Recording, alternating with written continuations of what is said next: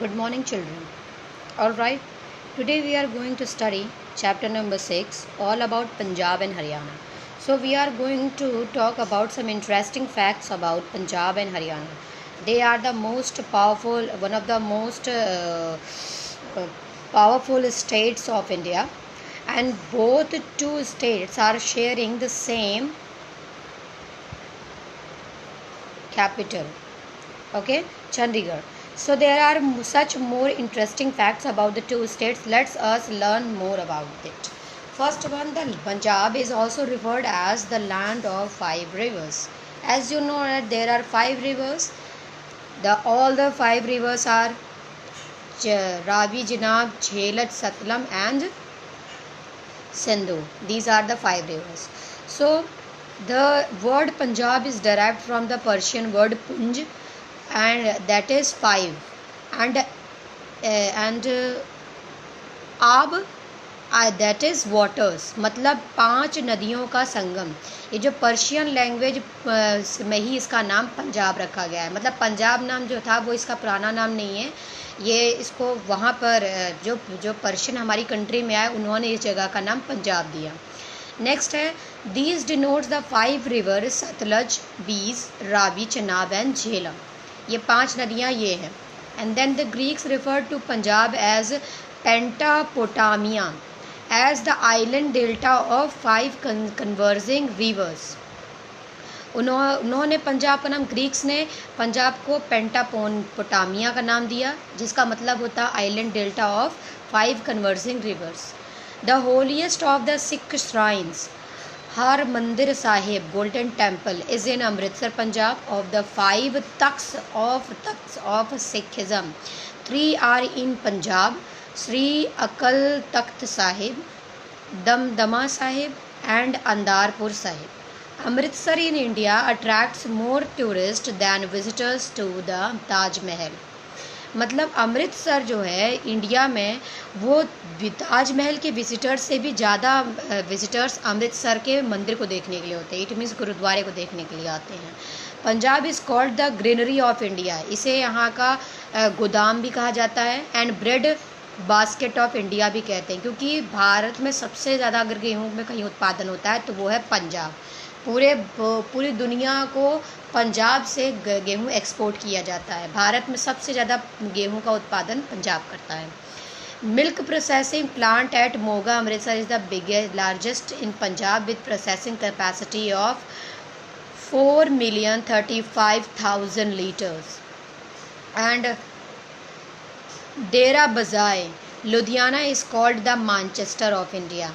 अब तो Manchester of India को बहुत सारी जगहों को मैनचेस्टर ऑफ इंडिया कहा जाने लगा है, वरना पहले मैनचेस्टर ऑफ इंडिया सिर्फ एक ही हुआ करता था. नाउ डेरा बजाए लुधियाना में एक जगह है, उसे मैनचेस्टर ऑफ इंडिया भी कहा जाता है. Batala known for the cast iron, and cast iron मतलब होता है आयरन को बनाना, and mechanical machinery was once called the iron bird of India. Batala जो एक जगह है वहाँ की, किसी ज़माने में उसे आयरन बर्ड ऑफ इंडिया भी कहा जाता था, क्योंकि वहाँ पर बहुत ज़्यादा लौह इस्पात उद्योग फेमस था. लेकिन अब वहाँ पे लौह इस्पात उद्योग कम हो गया है. Next, Mandi Gobindgarh of the Fatehpur Sahib district is called the steel town as it has the largest number of steel rolling plants. Next, we are going to talk about Kila Rajpur Sports Festival, popularly as the Rural Olympics, is held annually near Ludhiana in Punjab. तो हर साल rural Olympics वहाँ पर खेला जाता है, उसका नाम rural Olympics है, और जो लुधियाना में पंजाब में खेला जाता है. ठीक है. Next is the highest number of car ownership पर 1000 population is in Chandigarh with 82 cars 1000 people. मतलब पूरे भारत में सबसे ज़्यादा कार खरीदने वाले लोग चंडीगढ़ में रहते हैं. मतलब पर 1000 लोगों के ऊपर 82 कारें हैं. मतलब इतना ज़्यादा, मतलब ये जो रेशियो है पूरे भारत में, ऐसा रेशियो कहीं भी नहीं है चंडीगढ़ के अलावा. So wheat field in Punjab you can see in the picture, and Golden Temple the main attraction of the Punjab you can see in the picture. Next we are going to talk about Haryana. It is also referred as the अजॉब of god, भगवान का घर. हरियाणा, हर मतलब होता है भगवान, याना मतलब घर, हरि का याना मतलब आशियाना, भगवान का आशियाना. The word Haryana comes from the Sanskrit Hari for Hindu god Vishnu and ayana means the home of many. Home of मतलब कि मैंने अभी बताया ना कि भगवान का आशियाना मतलब Haryana. Many scholars believed it means Hari from Sanskrit Harit, green, and Arayana means Sanskrit meaning forest. कुछ लोग इसे ये भी मानते हैं। अब इसके कोई भी मीनिंग हो सकती है। Next, Haryana is the land of Brahmavarta where the Vedic sculptures were written. आप लोगों को पता होगा हरियाणा कुरुक्षेत्र का नाम सुना है। कुरुक्षेत्र में ही महाभारत का विशाल और महत्वपूर्ण युद्ध हुआ था। आज भी कुरुक्षेत्र की मिट्टी लाल होती है। ऐसा माना जाता है कि वो मिट्टी महाभारत के युद्ध में हुए खून खराबे की वजह से लाल हुई है। ठीक है। Battle ground of Kurukshetra is also located there. और ये बात सच भी है कि हरियाणा में आज भी खुदाई के दौरान अब महाभारत की काल की चीज़ें निकल रही हैं। आने वाले समय में हो सकता है बहुत सारी चीज़ें हमें मिले। I hope. Next, Rakhigarhi is a village in Haryana Hisar district. Rakhigarhi का नाम सुना है आप लोगों ने। It belongs to Indus civilisation. इससे पता चलता है कि इंडस सिविलाइजेशन जो थी वो हरियाणा तक फैली हुई थी। It is one of the sites of the largest and oldest civilization of India, Indus Valley Civilization, and many believe that the Rakhigarhi may have been the origin of Harappan civilization near the Ghaggar basin that gradually moved to the Indus River valley. Next, the first battle of Panipat 1526, the second battle of Panipat 1556, and the third battle of Panipat 1786 are all part of Haryana's district. Haryana earned the title of gateway of north India. अब आप लोग सोच रहे होंगे कि पानीपत के युद्ध होने से इसका क्या संबंध है। पानीपत जो है वो हरियाणा में है बच्चों, और इसके जो तीनों युद्ध हुए थे ये तीनों ही युद्ध महत्वपूर्ण हैं।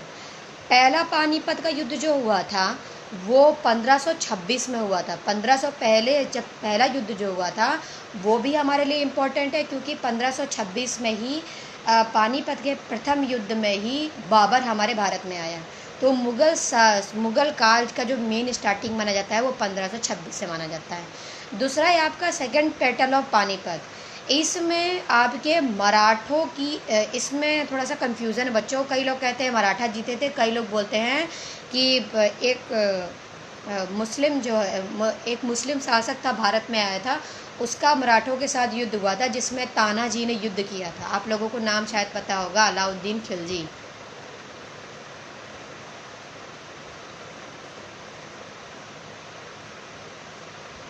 सॉरी, उसका नाम अलाउद्दीन खिलजी नहीं था, उसका नाम कुछ और था।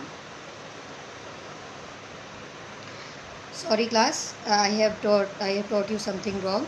Second battle of Panipat was fought between Hemu and Akbar. राजा हेमू और अकबर के बीच ये युद्ध लड़ा गया था और इसमें अकबर की जीत हुई थी। Third battle of Panipat was fought between Maratha and Durrani empires. ये जो third empire battle of Panipat था ये बहुत ही ज़्यादा निर्णायक बैटल कह सकते हो आप, जिसने भारत में इन लोग मतलब भारत में जो मेनली जो नवाबों की थी वो असली जो ताकत इसमें दिखाई दी थर्ड बैटल ऑफ पानीपत में, उसने भारत के इतिहास को ही बदल कर रख दिया। सो ये जो था ये सबसे इम्पोर्टेंट पानीपत का युद्ध माना जाता है। इसके पिक्चर्स आप लोगों को बुक्स में मिल जाएंगे। Next, Haryana is the first state in India to have 100% rural electrification. Rural electrification का मतलब हरियाणा के हर गांव में बिजली पूरी तरीके से गई हुई है। Next is Suraj Kund craft Mela.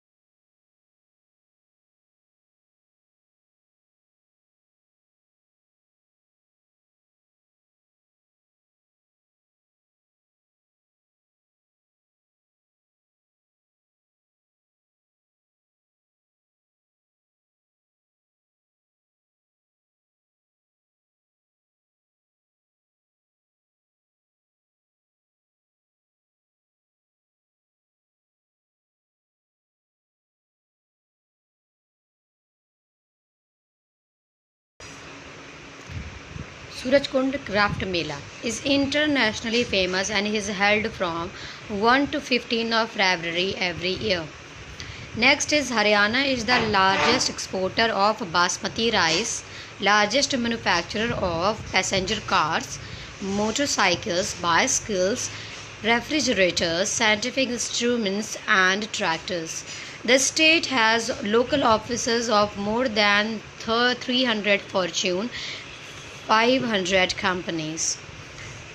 Next, Haryana is a state that has no airport. It is often called the Green Belt of India for its contribution to Green Revolution. Next chapter we are going to talk about the mummies around the world. What do you know about the mummies? Mummy मतलब एक तो आपकी mummy होती है mother, और एक mummy होती है एक तरीके की डेड बॉडी, एक ऐसी डेड बॉडी जिसको प्रिजर्व किया गया हो किसी स्पेशल तरीके के मटेरियल का लेप लगाकर, या उसे किसी तरीके से वापस प्राप्त किया जा सके, मतलब उसकी बॉडी को डीके कम से कम हो। इस ऐसा करने के लिए पहले मम्मीज़ का निर्माण किया जाता था। पहले ज़माने के लोग ऐसा मानते थे कि जीवन जो होता है वो मृत्यु के बाद भी चलता रहता है। ऐसी सोच रखने वाले लोगों ने लोगों के मतलब जो मेन और ख़ास लोग होते थे उनके शरीर को बचाने के लिए, उनके शरीर के टुकड़ों को बचाने के लिए उन पर किसी तरीके का ऐसा लेप लगाते थे और उसे बैंडेजेस से कवर करके उसका जो एक पूरा कॉफिन में उसको बंद करके एक जगह पे उसका मॉन्यूमेंट बनाते थे। उन्हें हम लोग बोलते थे ममीज़। ठीक है, तो ऐसी ही कुछ ममीज़ वापस पाई गई हैं। ये तो बहुत साल पहले की बात है, करीबन 2000 BC before we are talking about. So बहुत सारी ऐसी जो ममीज़ थी जो नेचुरल कंडीशंस में रहीं और अब वो हमें एक्सकेवेशन के दौरान मिली हैं, तो चलो हम उनके बारे में कुछ बातें करते हैं। कुछ ममीज़ जो इजिप्ट में मिली हैं, in Egypt. When we talk about mummies, we mostly think about the Egyptian civilization. This is the step-by-step process of how mummification took place. अब इसमें mummification का पूरा डिज़ाइन दिया गया है, पूरी बात बताई गई है कि कैसे आखिर mummification होता है। Insert a hook through a hole near the nose and pull out the part of the brain and make a cut on the left side of the body near the tummy. Remove all internal organs. Let the internal organs dry. Place the lungs, intestines, stomach and liver inside the canopic jars. Place the heart back inside the body. Rinse inside of the body with wine and spices. Cover the corpse with natrons, salt for 70 days. After 40 days, stuff the body with linen and sand to give it a more human shape. After the 70 days, wrap the body from head to toe in bandages. Place in a sarcophagus, a type of box like a coffin.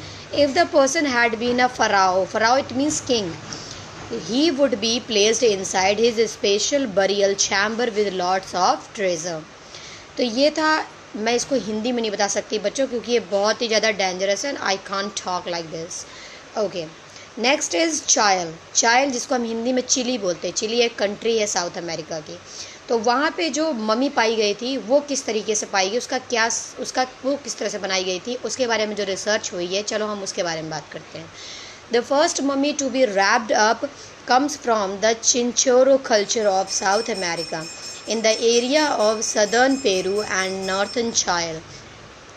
The oldest of these mummies was a person who died in 5050 BC, over 700 years ago.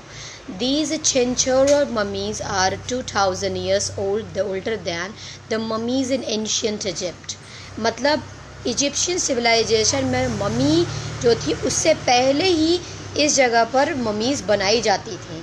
The most famous Chinchorro cemetery is in Chile, where you can see the black mummies named for the layer of the black manganese, a metal resembling iron that coated their bodies. मतलब उनकी पूरी body पर manganese का लेप लगा दिया जाता था। मैग्नीज आप लोग जानते हो एक तरीके का मेटल ही होता है जो आयरन की तरह दिखाई देता है।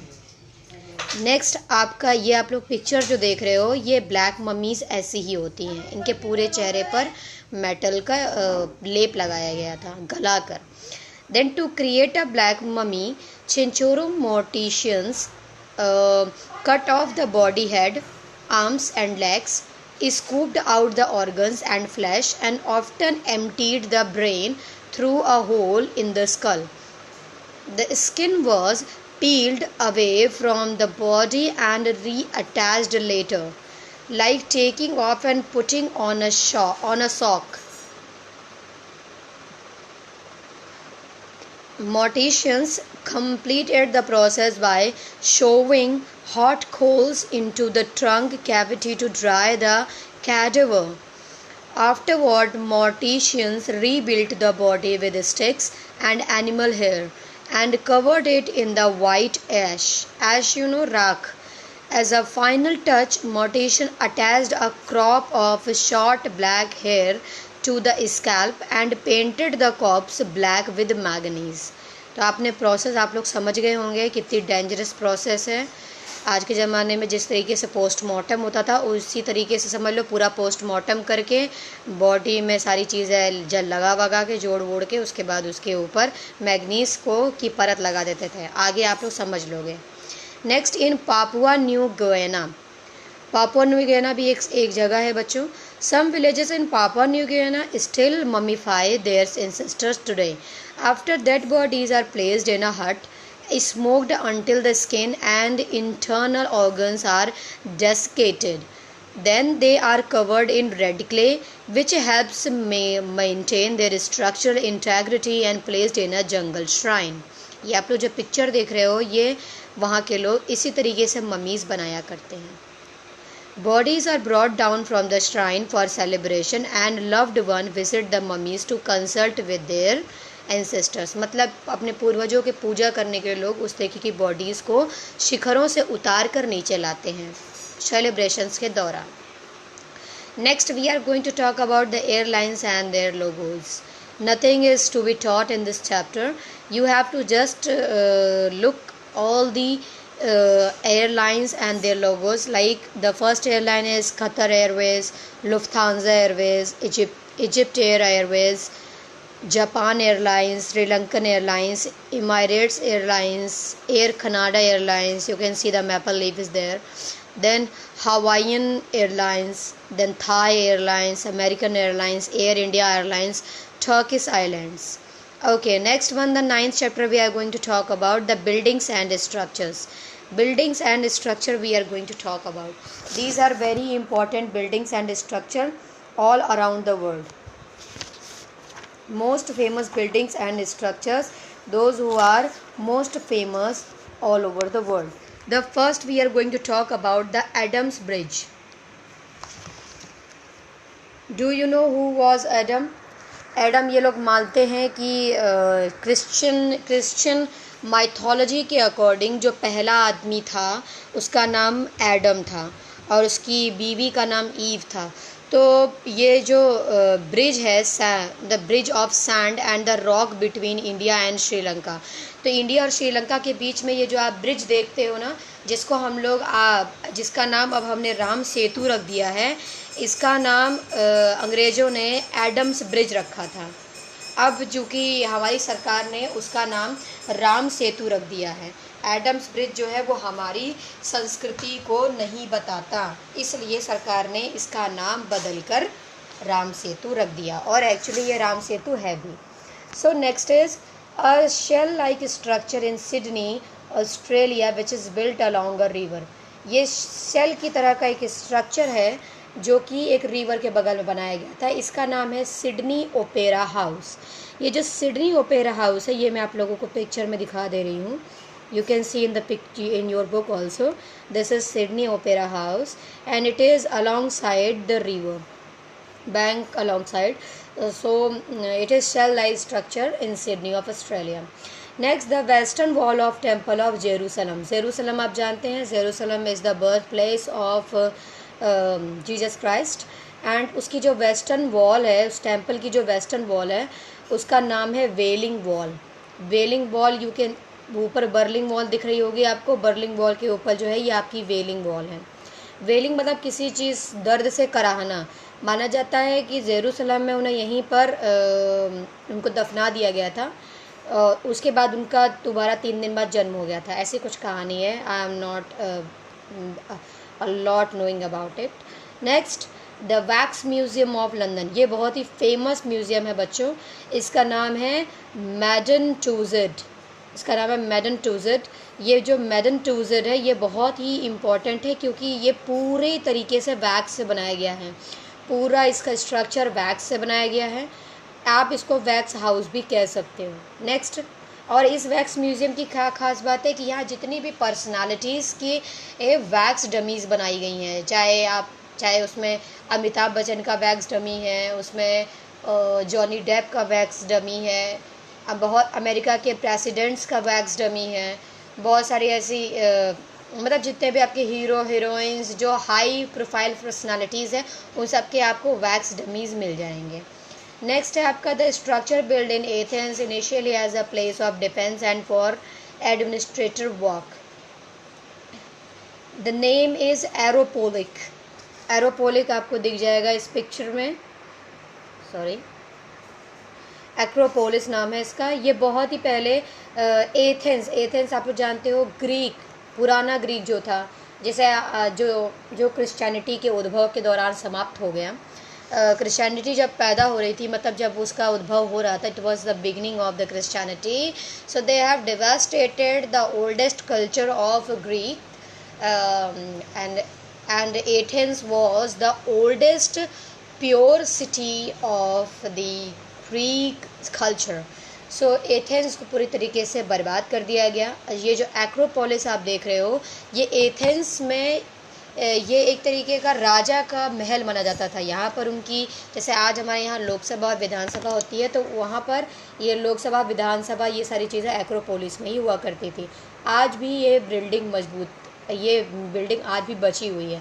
इसे बहुत बार नुकसान पहुंचाया गया, बहुत बार इसे तोड़ दिया गया, लेकिन बार बार ग्रीस सरकार ने इसे बनाकर तैयार कर दिया है। Next, the wall which divided a European city for about 40 years, this is the Berlin wall. इसे हम बर्लिन वॉल क्यों कहते हैं मैं आपको बताती हूँ। जब फर्स्ट वर्ल्ड वॉर हुआ था, उसके बाद जर्मनी की हार हो गई थी। जर्मनी का लगभग 40% हिस्सा यूरोपियन कंट्रीज़ ने रोटी की तरह बांटकर अपने कंट्रीज़ में मिला लिया। तो जो हिस्सा जर्मनी ने अपने जो पनिशमेंट के तौर पर दूसरी कंट्रीज़ को दिया था, उसी हिस्से को वापस लेने के लिए ही तो जर्मनी ने दूसरी बार वर्ल्ड वॉर चालू किया था। तो उसने अपनी हार का बदला लिया था, एक तरीके से आप लोग कह सकते हो। तो जो जर्मनी का जो हिस्सा यूरोपियंस के पास था और जर्मनी का जो हिस्सा केवल जर्मनी था, उन दोनों के बीच में एक वॉल बना दी गई थी, उसका नाम था बर्लिन वॉल। बाद में जब पहली बार जब जर्मनी ने वर्ल्ड वॉर स्टार्ट करने की शुरुआत करी, सबसे पहले उसने बर्लिन वॉल को तोड़ा, ये बताने के लिए कि बर्लिन में यूनिटी है, बर्लिन को पूरी तरीके से अपना हिस्सा बनाने के लिए। क्योंकि आप लोग जानते हो कि अगर किसी कंट्री की कैपिटल को हथिया लो तो वो पूरी कंट्री आपके हाथ में आ जाती है, just like that. Okay, next is the biggest dam across the Nile river in Egypt. What is the name? It's name is आसवान dam. पूरे दुनिया का सबसे बड़ा डैम है आसवान डैम। इस आसवान डैम को आप देख सकते हो, picture is just given alongside the question. Next is the headquarters of the international court of justice are located at the Hague. Hague जो है वो international courts of justice Hague में है। आपको पता होगा यूनाइटेड नेशन ऑर्गेनाइजेशन के ज़्यादातर दफ्तर ज़्यादातर ऑफिसेस जितने हैं वो जेनेवा में हैं। एक आपका फ्रांस में पेरिस में है यूनेस्को वाला, और दूसरा आपका international court of justice Hague में है, बाकी ज़्यादातर जेनेवा में है। Okay, next is the famous huge statue of Jesus Christ on a small Rocky island in Rio de Janeiro. Rio de Janeiro is in Brazil and it's name is the Christ the Redeemer. ये आप जो picture देख रहे हो Christ को जब सूली पर लटकाया गया था तो उसी की सीन जो है ये बनाई गई है। नेक्स्ट, रिडीमर का मतलब है तो दोबारा प्राप्त कर लेना। तो जब क्राइस्ट ने दोबारा जन्म प्राप्त किया तो उसी को सोचकर उसी थीम पर बेस्ड ये मूर्ति बनाई गई है। बहुत ही ऊंची, कई फीट ऊंची ये मूर्ति है और जो ब्राज़ील में एक छोटे से टापू पर रखी गई है। Next, the tallest minaret in the world made of bricks, its name is Qutub Minar, that is in India. Next is the ancient palaces and temples discovered in the heart of jungles in Cambodia. Cambodia बच्चों एक ऐसा शहर है जो कि किसी ज़माने में हिंदुओं का गढ़ हुआ करता था। मतलब वहाँ पर हिंदू सिविलाइजेशन बहुत ज़्यादा फैली हुई थी। आप लोगों ने अंकोर वाट का नाम सुना होगा। ये जगह जिसके बारे में वो बात कर रहा है वो अंकोर वाट है।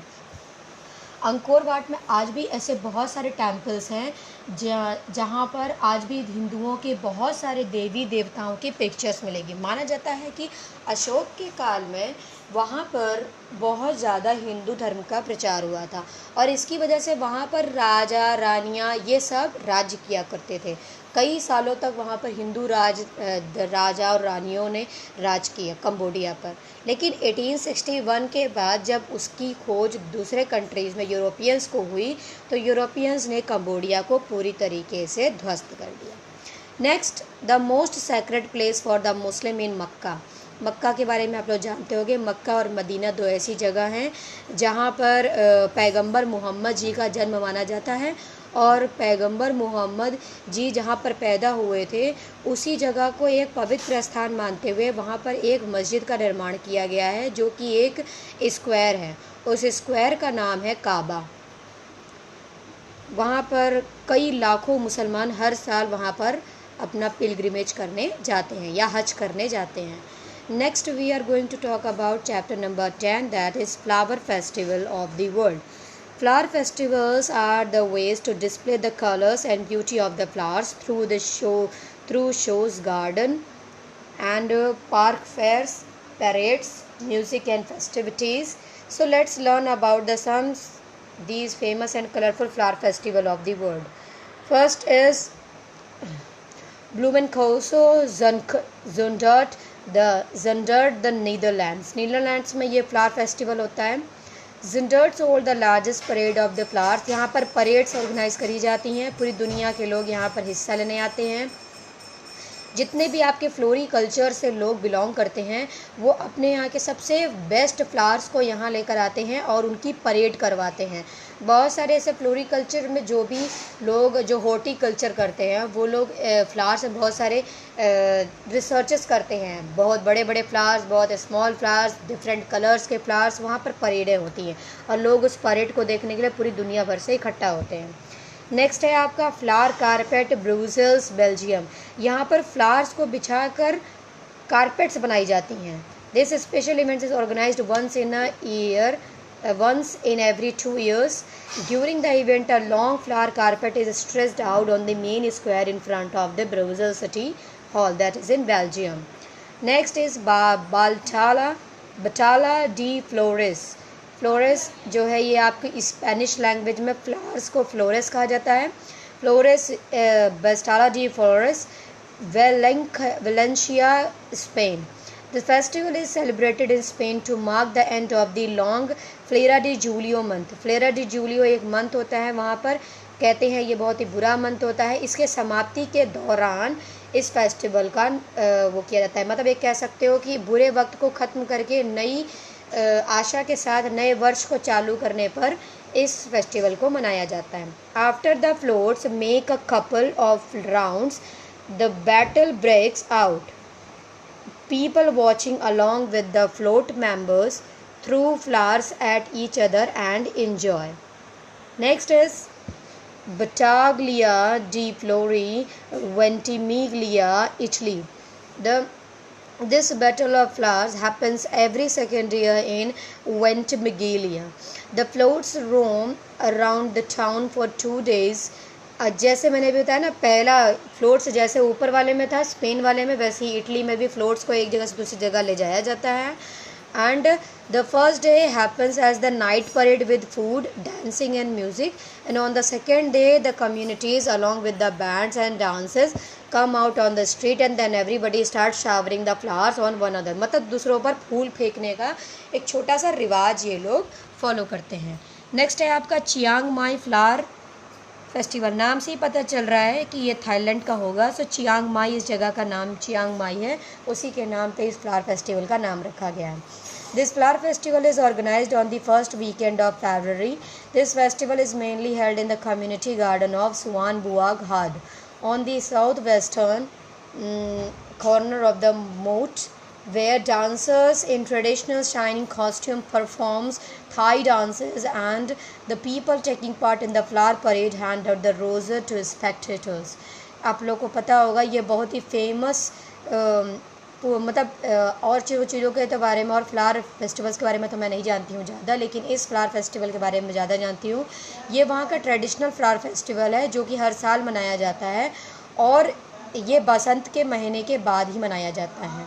और इसे मनाने के लिए वहाँ के राष्ट्रपति से लेकर वहाँ के प्रधानमंत्री बड़े बड़े लोग इस फेस्टिवल में जैसे इसको सेलिब्रेट करते हैं. तो इसकी बहुत बड़ी फ्लावर परेड होती है, बहुत सारे ट्रेडिशनल डांसेस कल्चरल डांसेस होते हैं. उसके लिए दूसरे कंट्रीज़ के डिप्लोमेट्स को एज अ चीफ गेस्ट बुलाया जाता है. नेक्स्ट है आपका Feria de las Flores Medellin in Colombia. The flower event takes place in the city of Medellin, where the week-long schedule is planned and organized, including the popular parade of Celestourism, important officials carrying floral insignias. This flower parade symbolizes the end of slavery. मतलब गुलामी की ख़त्म करने को दिखाता है ये Colombia में. नेक्स्ट आपका है रोज़ परेड पसेडना कैलिफोर्निया. आप लोग जानते हो कहाँ है, अमेरिका में. On every New Year's Day, the festival is organized with flower-decorated floats. मतलब झांकियाँ निकाली जाती हैं. Rose balls games and marching bands enjoy the parade. Apart from bands performing music, there happens to be a beautiful beauty queen contest and a horse parade too. Next is Ganzano in Floriata Flower Festival, Bolorado, Italy. Every year in the month of June, local artists fill the entire street of Bolorado with flower carpet patterns inspired from the famous paintings, religious arts and shapes. For more than 2 centuries, since 1778, on Saturday and Monday, in Floriata, the most aggressive demonstration of art pride and the artist of the Ganzano has taken place. On the third day, the school children are given the freedom to enjoy the plucking of flowers. मतलब पहले तो इसे beautiful shapes में flowers को लेकर सजाया जाता है कंबाइंड करके, और फिर तीसरे दिन बच्चों को छूट दी जाती है कि वो यहाँ से फूल को उठाकर अपने घर ले जा सकते हैं. Next we are going to talk about chapter number 11, that is traditional costumes. कुछ ऐसी ट्रेडिशनल कॉस्ट्यूम जो कि शादियों में पहनी जाती हैं, जो कि एक कल्चर को बताती हैं. सो पहला traditional costume we are going to talk about, that is Baju Kurung. Baju Kurung, this is a traditional Malay dress. It means it is of Malaysia and is the national dress for Brunei and Malaysia. It is known as the enclosed dresses because its close structure and the loosely stitched appearance covers the complete body. Next is, it is a skirt which is cut in a slightly circular way and reaches below the knees. It is usually worn with a long skirt, shirt, bodice and an apron by women of Germany, Austria, Switzerland and Liechtenstein. Its name is Dernende. Next is Transi de Flamenca.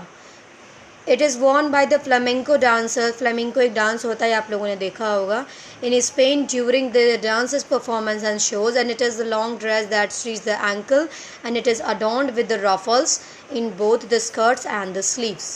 Next is muumuu.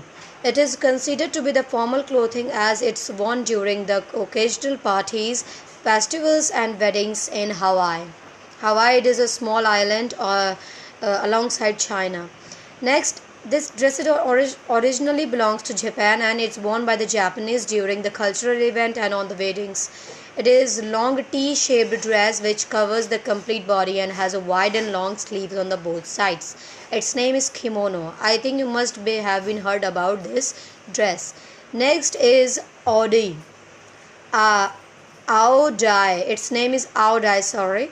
This is the Vietnamese costume worn mostly by the women of the country, and it is a tight outfit made by the complete silk material. Next, the Spanish outfit worn by the Spanish Latin American, and it is in a wide one-piece skirt popularly worn during the traditional festival and events, that is polera. Next, the last but not the least, that is, it is also known as the Mandarin gown. This type of outfit is popular among the Chinese men and women. It is the body-hugging one-piece gown which goes down till the toes. Its name is chogasm. The last one, it is a traditional garment worn by the Lao and the Thai women, particularly in northern Thai and the northeastern Thai women, in Laos and Thailand respectively. It is a tube-like skirt which is worn in a variety of ways. In particular, it can indicate which region the wearer is from. Its name is Sindh. Okay, for this today, for this much only. Thank you.